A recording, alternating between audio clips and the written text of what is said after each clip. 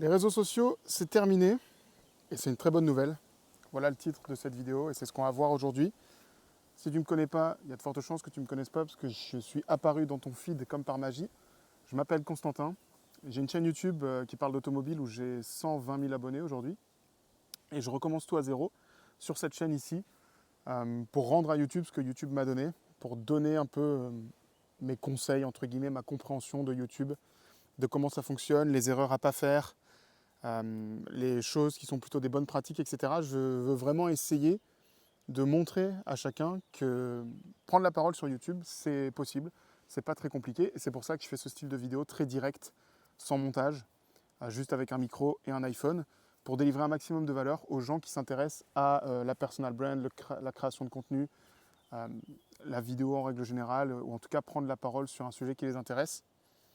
Pourquoi je le fais avant de rentrer dans le vif du sujet très rapidement? Première chose, c'est parce que quand je parle de mon expérience sur YouTube, j'entends souvent des «Ah oui, mais tu as eu de la chance, ah oui, mais toi, c'est un cas spécifique, tu sais faire du montage ou tu sais faire ceci, cela, X, Y, Z». C'est pas du tout vrai et c'est pour ça que je redémarre cette chaîne en partant vraiment de zéro, sans en parler à quiconque, juste en laissant travailler l'algorithme YouTube sans faire de montage pour montrer qu'avec le bon message et une bonne valeur, on peut atteindre, alors certainement pas 100 000 abonnés sur cette chaîne-là, mais au moins 500, 1000, 1500 ou 3000 personnes qui, qui ont envie de passer un moment avec toi pour parler de ton sujet. Et ça peut être intéressant pour toi si tu es coach, entrepreneur, consultant, ou même si tu as une association ou une passion dont tu veux parler aux gens. Donc c'est ça un peu le cœur de cette chaîne, la valeur que j'essaye d'apporter. Et aujourd'hui, du coup, je veux parler du fait que les réseaux sociaux sont terminés et que c'est vraiment une bonne nouvelle. C'est d'ailleurs pour ça que tu me vois en fait. Je suis né en 1995, donc j'ai pas grandi à l'ère d'Internet tout de suite, on va dire. Internet est arrivé dans nos vies au collège, si tu es à peu près de la même période que moi, tu vas reconnaître ce que je te dis. Internet est arrivé progressivement dans notre vie et pour comprendre pourquoi aujourd'hui les réseaux sociaux c'est terminé, il faut qu'on se replonge un peu à la base de qu'est-ce qui nous est arrivé, comment c'est arrivé dans nos vies, comment c'est entré dans nos vies et la place que ça a pris très progressivement. Au début, c'était Facebook. Facebook, le réseau social par excellence, c'est l'inventeur du réseau social. Et ce nom de réseau social, qui n'existe plus aujourd'hui parce qu'il a été remplacé, il vient du fait que c'était avant tout un regroupement de cercles sociaux.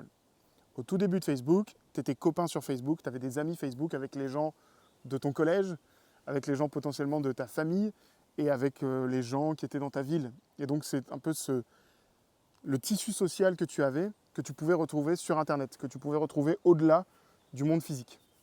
C'est ça l'essence même du réseau social. Sauf qu'aujourd'hui, tout ça, c'est terminé. Et tu peux le noter dans ton propre usage des réseaux. Au début, quand tu étais sur Facebook, et puis sur Insta, Twitter, tous les autres réseaux sociaux, tu étais informé de ce que faisait ton cercle social.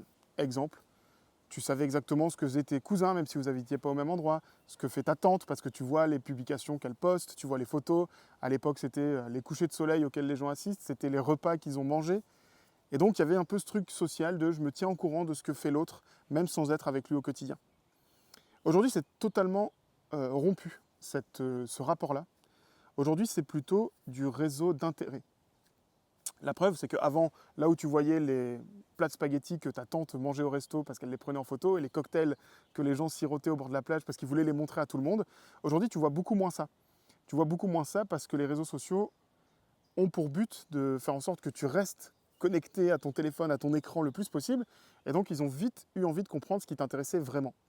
Peut-être que tu aimes beaucoup ta tante, mais finalement, regarder ce qu'elle mange tous les jours, c'est pas ça qui t'intéresse. Ce qui t'intéresse, ça va être tes centres d'intérêt, tes passions. Ça peut être la politique, ça peut être la chasse, la pêche, le tricot, la philatélie, l'amour des timbres, etc. Et en fait, aujourd'hui, dans tes réseaux sociaux, tu vois beaucoup plus ça. Tu vois beaucoup plus les choses qui te concernent, qui te font réagir, qui t'intéressent, qui t'animent. C'est d'ailleurs pour ça qu'on parle de la boucle algorithmique. Si tu tiens pour un parti politique en particulier, moi, je ne fais pas de politique, ça ne m'intéresse pas, mais si tu tiens pour un parti politique en particulier, ou que les réseaux ont réussi à découvrir quelle était ton inclination politique, ton inclinaison politique, je ne sais pas comment je pourrais le dire, et ben voilà, en gros, si tu es de droite, tu vas avoir beaucoup, beaucoup de contenu de droite et tu vas rester dans cette boucle algorithmique. Si tu es de gauche, tu vas avoir beaucoup de contenu de gauche et rester dans cette boucle algorithmique. C'est pas un mal en soi, c'est une stratégie de survie des réseaux. Moi, étant donné que ça fait plus de 3 ans que je suis sur YouTube, j'ai bien analyser, décortiquer comment ça marche. Hein. C'était évident que j'avais besoin de comprendre comment ça fonctionne pour performer sur YouTube. Et c'est pour ça que je fais cette chaîne, pour donner un maximum de valeur avec tout ce que j'ai compris. En fait, le réseau, il veut que tu restes avec lui. Donc si tu es passionné par les colombes, que tu es colombophile, bah, tu vas voir beaucoup de choses sur les colombes sur tes réseaux. Je ne sais pas quelle est ta passion, mais moi, par exemple, j'aime l'automobile, évidemment. Je vois beaucoup de contenu autour de l'automobile. Quelqu'un qui n'aime pas l'automobile tant que moi, il en verra beaucoup moins. Quelqu'un qui est passionné par le billard, bah, il va voir beaucoup de contenu sur le billard, des jolis coups au billard, des matchs de billard, chose que moi, je ne vois jamais, ou très rarement. Donc, on a vraiment switché d'une ère du réseau social au réseau d'intérêt. Et ça représente la plus grande opportunité pour tous ceux qui font du commerce en ligne, du business, que ce soit des coachs, des consultants, des thérapeutes, des gens qui font du high ticket, mais aussi des gens qui vendent des produits physiques. C'est-à-dire qu'aujourd'hui, grâce au fait qu'on n'est plus dans un réseau social, mais qu'on est dans un réseau d'intérêt, en fait, l'algorithme, il va détecter très précisément de quoi parle ton contenu et il va le distribuer aux bonnes personnes. C'est exactement ce qui est en train de se passer avec cette chaîne. Tu peux regarder sur la chaîne, si tu tombes sur cette vidéo sans me connaître, tu peux regarder sur la chaîne et j'explique un peu le pourquoi du comment je fais les choses sur cette chaîne et la stratégie que je mets en place. Aucune communication à n'importe qui, j'en parle pas, même à mes proches. Je ne parle pas cette chaîne. Cette chaîne, elle bosse toute seule avec l'algorithme. Je n'ai pas utilisé ma communauté de 120 000 personnes pour faire levier et dire « Hé les gars, j'ai créé une nouvelle chaîne, allez voir ».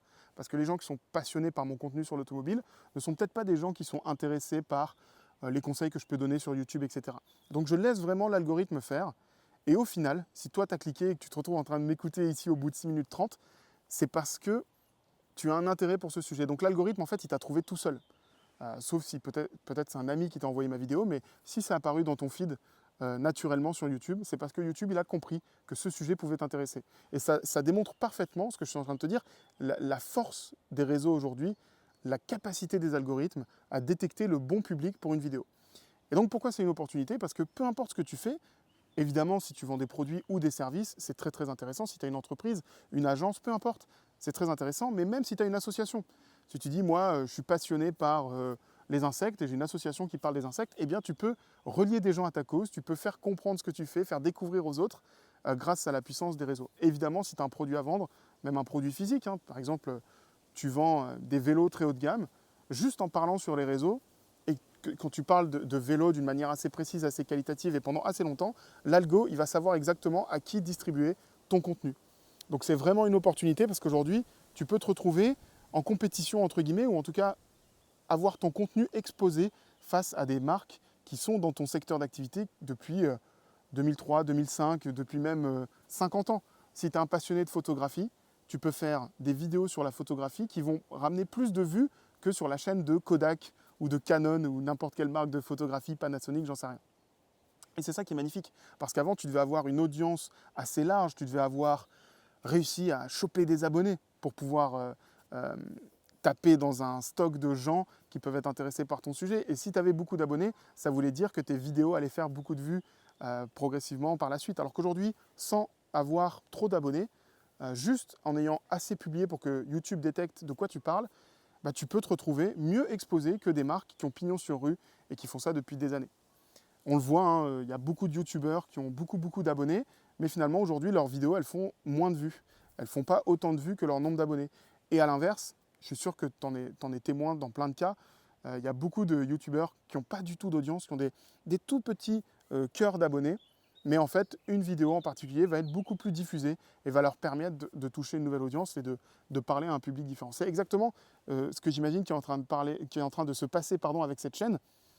Alors là, aujourd'hui, je suis conscient que je parle tout seul, parce que j'ai décidé de jouer le jeu, de laisser l'algorithme travailler, mais c'est parce que je sais que dans 1 mois, dans 2 mois, je pourrais dire aux gens, regardez, j'ai réussi à créer une chaîne en partant de zéro, sans en faire la promotion, juste en laissant l'algorithme travailler et réussir à faire en sorte que des gens qui sont intéressés par mon sujet puissent obtenir de la valeur avec ce que je dis. Donc, c'est ce que je vais continuer à documenter sur cette chaîne. Si ça t'intéresse, je te conseille de t'abonner parce qu'on est au mois de juillet, on est tout début juillet, et puis je vais faire une vidéo tout le mois de juillet, tout le mois d'août, tous les jours, pour apporter de la valeur sur le sujet des réseaux sociaux, de YouTube, de la visibilité, pour aider les entrepreneurs, les gens qui ont un business, les gens qui ont une activité, quelle qu'elle soit, à être visibles, à faire parler de leurs produits, faire parler de leurs compétences, à générer de la confiance auprès des gens et potentiellement à générer des leads ou des nouveaux bénévoles pour leur asso, etc., etc. Donc si ça t'intéresse, n'hésite pas à t'abonner. Et je pense que c'est vraiment le temps là de profiter de cette redistribution des cartes. Finalement, les réseaux sociaux ont besoin de nous pour vivre. Ils ont besoin que les gens soient là, accrochés à leur téléphone pour consommer des publicités, parce que c'est comme ça qu'ils gagnent de l'argent.